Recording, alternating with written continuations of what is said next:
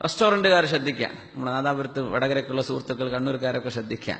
നല്ല ഭക്ഷണം കൊടുക്കുക ഒക്കെ ഭയങ്കര ജിഹാദിന്റെ കൂലിയാണ്. ഇപ്പോഴത്തെ കാലത്തെ ചത്തതും ചാവാത്തതും ഒക്കെ കൊടുക്കണ കാലാണിത്. നല്ല ഭക്ഷണം കൊടുക്കുക. മനുഷ്യന്മാർ പൈസ കൊടുത്ത് വാങ്ങിക്കാൻ നമ്മൾ വേവിച്ചു കൊടുക്കുന്ന ഈ ഭക്ഷണമാണ് ഈ ജനങ്ങളുടെ ശരീരത്തിന്റെ ഭാഗമാവാൻ പോകുന്നത്. ആ ഭക്ഷണം കഴിച്ചു കിട്ടുന്ന ആരോഗ്യത്തിലായിരിക്കും ഒരുപക്ഷെ അവന് നിശാംസ്കരിക്കുന്നത് മഗ്‌രിബ് നിന്ന ഭക്ഷണമായിരിക്കും. അവൻ രാത്രി കഴിക്കുന്ന ഈ ഭക്ഷണം കൊണ്ടുള്ള ത്വാഖത്ത് കൊണ്ടായിരിക്കും എന്നാണ് സുബഹിസ്കരിക്കാൻ പോകുന്നത്. നിങ്ങൾ ആ മനുഷ്യന്റെ ഇബാദത്തിനെ സഹായിക്കാൻ പോവുകയാണ്. അതുകൊണ്ട് ഏറ്റവും നല്ല ഭക്ഷണം കൊടുക്കുക. പഴയതും പൊളിച്ചൊന്നും കൊടുക്കരുത്. രാവിലെ ഉണ്ടാക്കി കൊടുക്കുക. ഫ്രഷാണോ? ആ ഫ്രഷാണ്. തിന്നോക്ക് മനസ്സിലാവുന്നത് ഫ്രഷ് അല്ലാന്ന്. അപ്പം തലേന്നത്തെ തന്നെ കൊടുക്കണതേ. സുബ്ഹാനല്ലാഹ്. അസ്കാ ത്വആമൻ. അതുകൊണ്ടാണ് ഖുർആൻ പറഞ്ഞത് റെസ്റ്റോറന്റ് അന്വേഷിച്ച് പോവുകയായിരുന്നു. എവിടെയാണ് ഭക്ഷണശാലയുള്ളത്? ഭക്ഷണശാല ഒരുപാട് സ്ഥലത്ത് കിട്ടാനുണ്ട്. അസ്കാ ത്വആമൻ, ഏറ്റവും നല്ല ഭക്ഷണം. ഒരു തമാശ ഉണ്ട്. നമ്മുടെ മസ്കറ്റിൽ നമ്മുടെ ഒരു വളരെ പ്രിയപ്പെട്ട ഒരാളുണ്ട്. പേര് ഞാൻ പറഞ്ഞാൽ നിങ്ങൾക്ക് മനസ്സിലാവും, ഞാൻ പറയില്ല.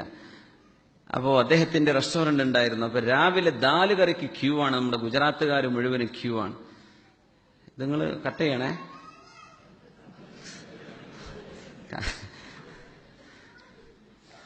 അപ്പോ ഈ വെജിറ്റേറിയൻസ് ഒക്കെ ഇതാണല്ലോ കഴിക്കുക, ദാല് കഴിക്കുമല്ലോ, പരിപ്പേ.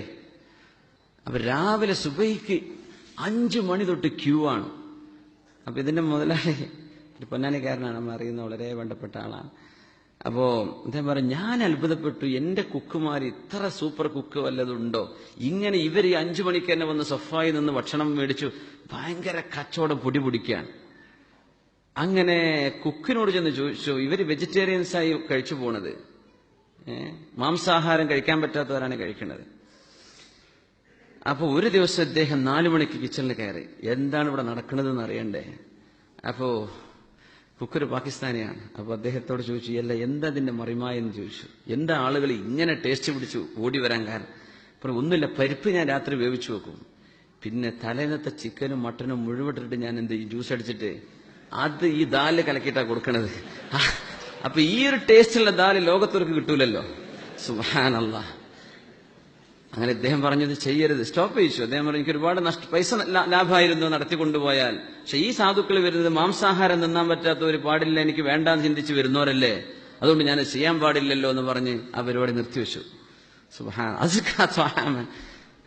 ടേസ്റ്റ് ഉണ്ടാക്കാൻ വേണ്ടി എന്തെങ്കിലും കുട്ടി കലക്കി കൊടുക്കാണ്. സുബ്ഹാനല്ലാഹ്. അസ്കാ ത്വആമൻ, ഏറ്റവും പരിശുദ്ധിയുള്ള ഭക്ഷണം അന്വേഷിച്ചുകൊണ്ടാണ് പോകുന്നത്. ഏറ്റവും പരിശുദ്ധിയുള്ള ഭക്ഷണം. അല്ലാഹു സുബ്ഹാനഹു വ തആല നമ്മുടെ ഭക്ഷണം ത്വയ്യിബാവണം, ഹലാലുമാവണം. ഹലാലൻ ത്വയ്യിബ അങ്ങനെ പറഞ്ഞത്.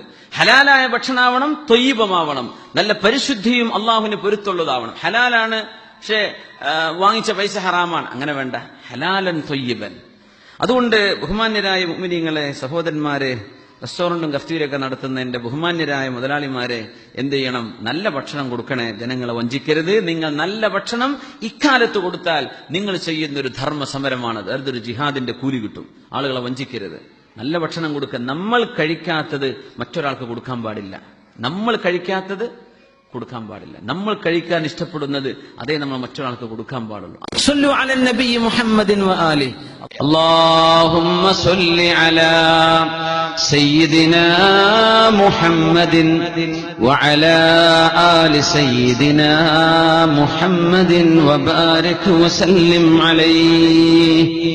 അല്ലാഹുമ്മ സ്വല്ലി അലാ സയ്യിദിനാ മുഹമ്മദിൻ وعلى آل سيدنا محمد وبارك وسلم عليه.